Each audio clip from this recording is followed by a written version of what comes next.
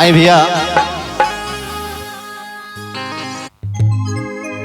एगो लड़का हाँ एगो लड़की से है सही बेइंतहा मोहब्बत कैले बा, दम बेइंतहा। लेकिन लड़की ये नया साल में नया साल के तरह बदल के होके छोड़ के दूसरा लगे चल जाती है। वाह, नया साल में नया ले लो। हाँ लड़कवा बड़ा वियोग में बा, ओकरा दिल पर जौन बीतता वो भगवाने जानता है। अरे जितना लड़का के दर्द होला उतना लड़की के कबो होई ना होई ना। लड़का कहता कहता कि चेहरा सुनर होखेता छुपावल ना जाला जाला चाहे वाला के ऐसे सतावल ना जाला। ई नजरिया सभे के ना पसंद करेला, अपना आशिक के ऐसे रोवावल ना जाला। वाह, लड़का कहता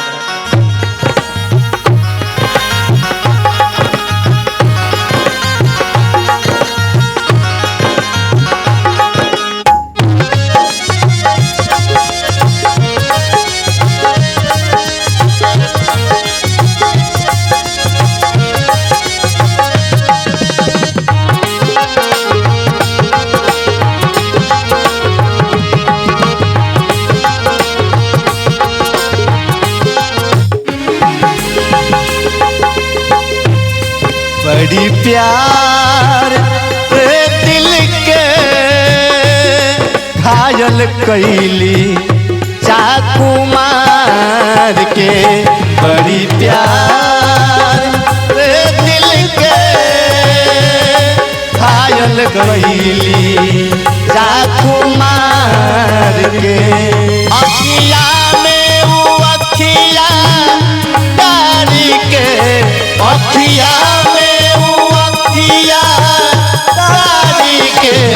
बड़ी प्यार से दिल के घायल कैली चाकू मार के, बड़ी प्यार से दिल के घायल कैली चाकू मार के। बड़ी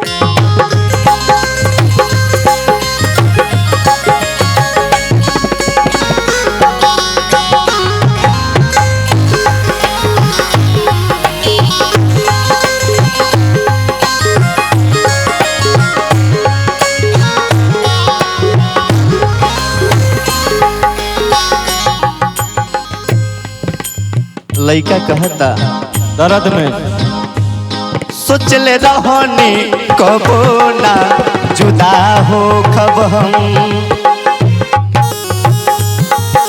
जुदा हो कब हम तोहके छोड़ी के केहू पर विदा हो खब हम, तोहके छोड़ी के केहू पर विदा हो खब हम। लड़का बड़ा दुख में बा, कहत के ही करे जा सोचले रहनी कि तारा के छोड़ के ये दुनिया में कोनो और लड़की से बात ना करब, लेकिन तू हमारे बीच में दिल तोड़ के ठीक ना कइल। ठीक ना कही। सोचले रहनी कबो ना जुदा हो खब हम, सोचल रहनी कबो न जुदा हो खब हम, तोहके छोड़ के केहू पर ना फिदा हो खब हम, तोहके छोड़ के केहू पर न फिदा हो खब हम। सजौले सपना रही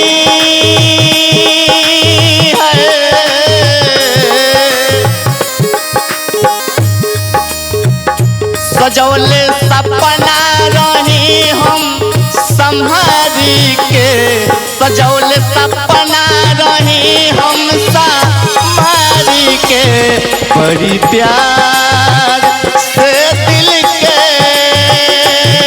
घायल कैली चाकू मार के, बड़ी प्यार से दिल के घायल कैली चाकू मार के, बड़ी प्यार।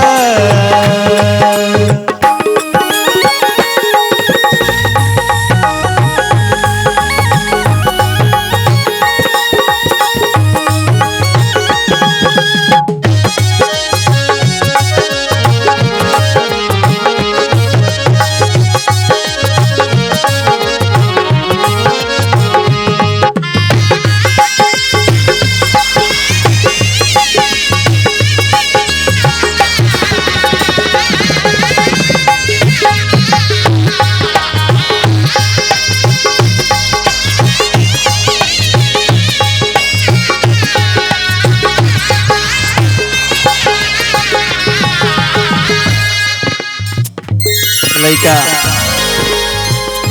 आगे कहता, दिल के कोना में हमारा रहत रहू तू, दिल के कोना में हमारा रहत रहू तू, उहे करी जवन तू कहत रहलू तू, उहे करी ये जवन कहत रहू तू। लड़का कहता कि अरे जिंदगी में आई थी कहानी बनकर, वाह निगाहों में बस गई जिंदगानी बनकर, जय हो। मैंने तुम्हें सजा कर रखा था पलकों तले, लेकिन तू पलकों से निकल पड़ी है पानी बनकर। दिल के कोना में हमारा रहत रहू तू, दिल के कोना में हमारा रहत रहू तुम, केहू करे जवन ना कहत रहलू तू, केहू कहे न जवन कहत रहलू तुम, का तू पवलू